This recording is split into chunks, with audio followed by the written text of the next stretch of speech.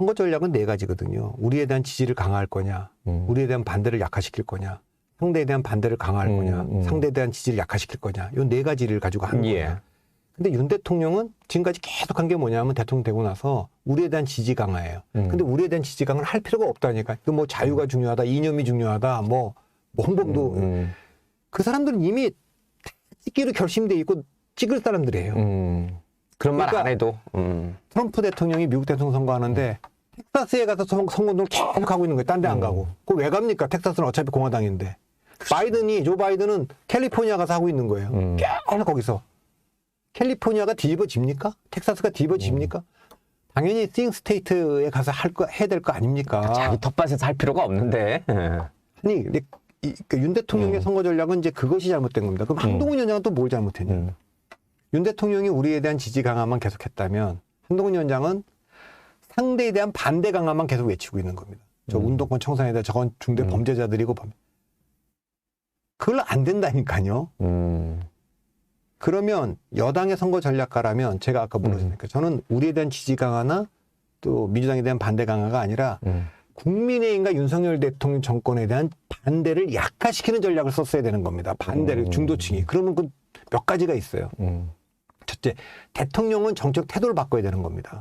지금처럼 뭐든지 반박을 하고 나와서 그냥 뭐 의원 문제든 뭐 이종석 문제든 강경하게 하는 게 좋은 게 아니다 이거예요. 그거는 지지층 30%는 호응을 하지만 나머지는 다 등을 돌리는 전략이거든요. 그러니까 제가 그 정치 경험이 없고 선거 경험이 없으면 그 정치 전문가나 선거 전문가는 아니잖아요. 그걸 인정해야 돼 일단. 그 두 분 다. 근데 그걸 인정을 안 하니까. 전문가들이 하는 얘기를 인정해야 된대. 프로축구 선수가 축구를 잘하는데 프로축구 선수 공이 멀리서부터 롱 패스가 날라와요. 그러면 기가 막히게 발 아래 딱 바로 잡아둬요. 근데 아마추어들은 어떡합니까? 날라오는 거 잡으려고 발을 딱 들면 뒤로 빠뜨리거나 자기 발 맞고 상대한테 가잖아요. 그렇기 때문에 할 수 있는 방법은 한 발 뒤로 물러나가고 원바운드로 맞는 거예요. 그게 안전하죠. 아마추어는. 그러니까 이종섭이 됐든 어떤 이든 비판이 오면 그걸 바로 즉각 반박하지 말고 그냥 득달같이 나와갖고들 뭐 설명하지 말고 그렇게 비판할 수 있다고 봅니다. 그런 견해가 있다고. 더 우리가 주의하겠습니다. 뭐 이렇게 낮은 자세로. 충분히 그렇게 지적할 수 있다고. 그렇게 오해할 수도 있다고. 그렇게 일단 원바운드로 받아놓고 그러나 그건 오해입니다. 그건 좀 설명이 좀 필요합니다. 이렇게 해도 되는데 굉장히 공격적이잖아요. 근데 그게 이제 안 좋고요. 그래서 대통령은 정책 잘못한 것도 좀 인정도 하고 사과도 하고 강대강 대치보다는 잘못된 사람들이 경고도 좀 하고 시민사회 속에 그렇게 했다 그러면 대통령이 크게 그냥 지금이 어느 때인데 그런 얘기하고 다니냐 이렇게 해야 될 텐데 그런 얘기도 없고 대통령 가까운 사람들은 뭐 장해찬 후보는 후보가 되고 안 그래도 지금 사람들이 말 많은데 대통령이 격려전화 받았다. 격려전화 한 분도 그렇고 했다고 말한 사람도 그렇고 다른 사람들은 지금 공천 취소도 하는데 그건 뭐 계속 쏟아져 나오는데 찐윤이라고 지금 아무 조치도 안 하고 있고 자 그러니까 그러면 대통령은 정책 태도를 바꿔서 그 부정평가를 좀 낮춰야 되고 한동훈 위원장은 투표는 결국 필요해서 찍거나 좋아해서 찍거나 상대가 싫어서 찍거나 합니다. 근데 한동훈 위원장은 상대가 싫어 찍는 것만 지금 계속 하고 있는 거예요. 저기 나쁜 사람들이니까 이쪽을 찍어. 네, 그건 말이 안 되는 거예요. 그래서 그 상대가 싫어서보다는 여당이 갖고 있는 프리미엄은 뭐냐면 필요해서 찍는 거예요. 그러니까 윤석열 대통령도 좋아하지 않고 한동훈 위원장도 좋아하지 않고 국민의힘도 좋아하지 않는데 내 주머니에 뭘 채워줄 것 같은 거예요. 그래서 한때는 뭐 서울 편입 이슈도 좀 하는 것 같더니 갑자기 쏙 들어갔어요. 저기 국민의힘이 이기면 야 우리가 서울로 갈 수 있어. 그 4년 전에는 문재인 대통령은 재난지원금 막 나눠주고 그랬잖아요. 그런 거를 해야 되는데 제가 우려를 언제 했냐면 건국전쟁이라는 영화가 나왔을 때요. 그걸 여권 사람들이 그거 보러 가지 마라. 그거 말리는 거다. 완전히 한동훈 의원이 갔다 와서 뭐 릴레이 뭐 인증샷들 올리고 예를 들면 제가 그것을 뭐 정체성 문제 삼으려고 하는 게 아니에요. 그거는 전략적으로는 바보 같은 일이라는 거예요. 이념적으로 돌아가 버렸잖아요. 다시 우리 표 지키기. 그걸로 못 이기는데. 그래서 오히려 그 민생 문제에서 계속 얘기를 해서 이 국민의힘이 승리하면 뭔가 나한테 생기겠다 해서 뭔가 내 삶이 좀 나아지겠다. 뭐 이런 비전과 메시지를 계속 주머니가 줬어야 들어가. 되나. 그래도 뭐 이거 주가도 좀 올라갈 것 같다. 부동산 가격도 좀 그러니까 올라갈 그걸 좀 하던데요. 민생 토론회라든지 뭐 이런 걸 해서 밸류 프로그램 그런 게 그렇고. 되려면 나머지 이런 이종섭 이슈나 뭐 나머지 이슈가 안 없어요. 벌어져야 되는데 이게 다 덮고 있으니까 아무것도 안 보이는 거예요. 그러니까 그런 점이 조금 지금 뭐 시간은 뭐 많이 남아 있으니까 지금 지금 이 시점에서는 오히려 민주당은 현실적으로 이제 제1당 정도가 목표다라고 목표를 낮춘 거예요. 근데 이제 보수 언론도 최근에 갑자기 위기감들이 좀 커지면서 그렇게 됐는데 여전히 두 당 모두에게 1당이 될 기회는 남아있다고는 보인다. 그리고 25일 남았으니까. 1당은 저는 서울에서 승부가 날 서울에서 이기는 정당이 1당 할 거다. 그런데 이제 아까 말한 대로 국민의힘은 한 번도 아까 이례적으로 투표를 낮았을 때 빼고는 17개 이상을 한 적이 없잖아요. 그러니까 한 20개만 해도 대단한 승리인데 지금 한강벨트에 나가 있는 분들이 여론조사 보면 다 고전하고 있잖아요. 예. 그래서 이걸 반등시킬 수 있는 모멘텀을 찾아야 될 것 같아요.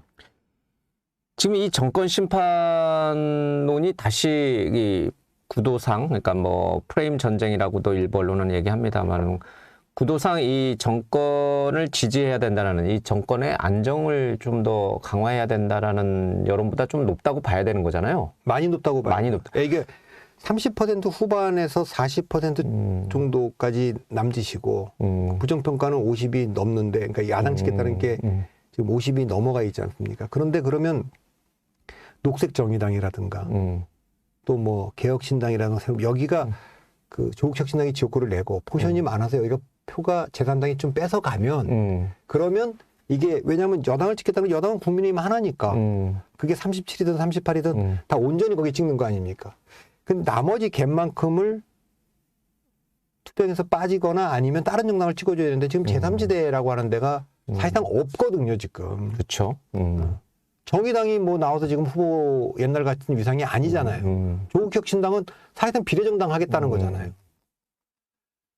새로운 미래도 호남에서 영해. 그래서 일부 이제 민주당에서 탈락해서 새로운 미래로 간 지역들. 그래서 현역 국회의원들이 출마하는 데가 있잖아요. 손흥민 의원이 나온다, 홍영표 의원이 나온다, 신경민 의원이 나온다. 뭐 이런 데는 민주당도 신경 쓰이죠. 다만 몇 %라도 갈라질 거니까. 그래서 그것 때문에 지금 저희가 선거 판단을 좀 유보하고 있는 거지. 전체적인 지표 자체로만 보면 정권 심판론이 우세하죠. 우세하다. 네. 그 정권 심판론이 이렇게 우세한 이유는 물론 이제 과거 쭉 이제 윤석열 정부 출범 이후에 여러 가지 국정 운영 방향이라든지 또는 그 방식 또 체감되는 여러 가지 지표들 뭐 이런 데서 다 반영이 된 거긴 하겠습니다만은 최근에 뭐 과일이라든지 채소를 비롯한 물가가 굉장히 오른 것도 그런 거는 뭐 영향을 안 준다고 봐요. 저는 뭐 그런 영향. 어떤 분들은 또 그런 얘기를 하더라고요.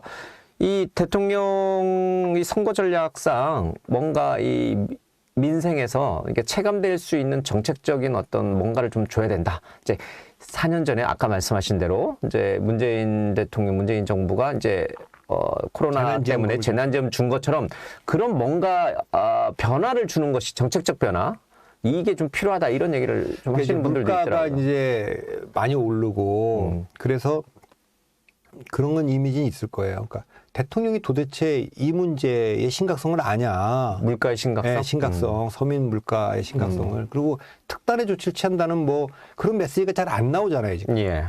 다른 거에 가려서. 뭐 계속 하긴 할 텐데 중요한 거는 그 메시지가 강하게 들리도록 나와야 되는데 뭐 다른 것들이 막 있으니까 뭐 이종선 뭐 등등 그러니까 되니까 섞여갖고 잘 전달이 안 되잖아요. 아, 그게 이제 또 하나의 또 어려움으로 또 작용하고 있는 거군요. 또 한 가지는 앞서 이제 4년 전 선거에서 재난지원금 때문에 이제 민주당이 압승을 거둔 결정적 계기였다라는 이제 분석들이 좀 있더라고요. 그건 여러 가지가 있죠 그때. 예. 그래서 지금의 이 의협 사태, 의대 정원 문제, 증원 문제가 대통령이 강경하게 대응하면서 대통령 지지율을 끌어들인 1등 공신이었지만 이게 지금 4주째, 5주째 계속 선거 때까지 가면 갈수록 이 피로도가 누적이 되면서 오늘도 뭐 굉장히 중요한 이슈들이 있습니다만은 오히려 대통령의 지지율을 갉아먹을 거다. 도대체 뭐 하고 있느냐? 이제 양보할 건 양보하고 타협해라. 라고 하는 여론이 있는데도 불구하고 계속 이 강하게 대처해 나가는 이 방식이 어떻게 또 선거에 영향을 미칠 것이냐. 정말 총선 직전에 극적으로 타결을 해서 그래도 정부가 양보도 하고 전공이라든지 의대 교수들도 한 번씩 양보해서 대타협을 이뤘다. 이러면 이게 또 지지율 상승으로 연결되고 선거에 여당에게 유리한 국면을 가는 것인가? 뭐 그런 얘기들도 막 세간에서 막 들리더라고요. 어떻게 전망하고? 그러니까 일단 처음에 이 파업은 의사들에 대해서 대단히 부정적이었어요. 뭐 되게 다른 것도 부정적이었죠. 아니고 뭐 증언 그건 현실적으로 모자라는 건 사실이고 그럼 합리적으로 해야지. 이거를 우리가 너무 과로하고 있다고 얘기하면서 숫자 늘리는 건 반대하고 사실 전공의에 의존해서 지금 가고 있는 병원들이 많아요. 병원들이 다 빅5 그렇게 하고 병원들이. 예. 옛날에 대학도 뭐 돈 아끼려고 다 시간 강사에 의존해서 그게 개선이 안 됐잖아요. 계속 얘기하면서 처우 개선 비슷한데 자, 그래서 이 문제는 어쨌든 늘려야 된다. 여러 가지로 다 그 컨센서스가 있었던 겁니다. 그게 2,000명인지 500명인지 1,000명인지 모르지만 그래서 누구도 못 풀었던 문제를 그래도 윤 대통령이 아예 강하게 대처해서 이걸 하겠다. 이게 윤 대통령의 장점이죠. 이제 그건 좋은데 이게 계속 가면 조금 전에 말씀하신 대로 이제 피로도가 올라가면서 도대체 이 문제 계속 안 풀 거냐. 그래서 총선 전에 어쨌든 이거를 조금 출구를 찾아서 적정한 수준의 그 증언이 몇 명인지 모르겠습니다. 제가 그 전문가는 아니니까 그게 500명인지 1,000명인지 1,500명인지 모르지만 2,000명에서 요지부동이다. 우리는 2,000명 아니면 대화 안 한다. 이렇게 해갖고 선거 때까지 해결하지 않고 계속 간다. 그럼 대통령 지지율에 영향을 부정적으로 미치겠죠. 그럼 어쨌든 한 발씩 양보해서 대통령이 이거를 의사들도 얼마나 지금 사지 저러지만 자기네 눈치를 볼 수밖에 없죠. 환자의 생명을 지금 볼모로 잡고 환자에 있는 대해서 거니까. 그런데 아무래도 의대 간 사람들이 아무리 뭐 돈 때문에 저런다 그런 얘기 하도 그러겠습니까? 그 환자들 다 발필 텐데 자기들이 보던 환자들 아닙니까? 그러니까 그 부담은 좀 있을 거예요. 그래서 어쨌든 복귀를 하고 대화를 하고 복귀를 하면 그거는 윤 대통령의 정책 승리가 될 겁니다. 네, 그러니까 그렇게 해낼 수 있는지 그걸 봐야 되는데 뭐 좀 지켜봐야 될 거예요. 지금 단계에서 판단은 못 하겠고 극적으로 타결돼서 복귀한다. 그리고 또 20며칠 남았는데 그때까지 가면 되겠습니까? 예. 그러니까 이 의대 증언 문제 이거는 환자들의 생명이 달려 있는 문제라 정치적 유불리를 따져서 해결할 거는 절대 그래서는 안 되는데 결과론적으로 보면은 총선 직전에 일주일 전이라든지 뭐 전에 극적으로 정부와 이 의료계 간에 극적인 타협이 이루어질 경우에 과거 4년 전에 문재인 정부의 재난지원금 지급 효과와 마찬가지로 현 여건의 현 여당의 드라마틱한 어떤 플러스 요인으로 작용할 거냐. 그렇게 이제 이용해서는 절대 안 되지만 이용하면 안 되지만 결과적으로는 나타날 거냐. 예, 이럴 수 있죠.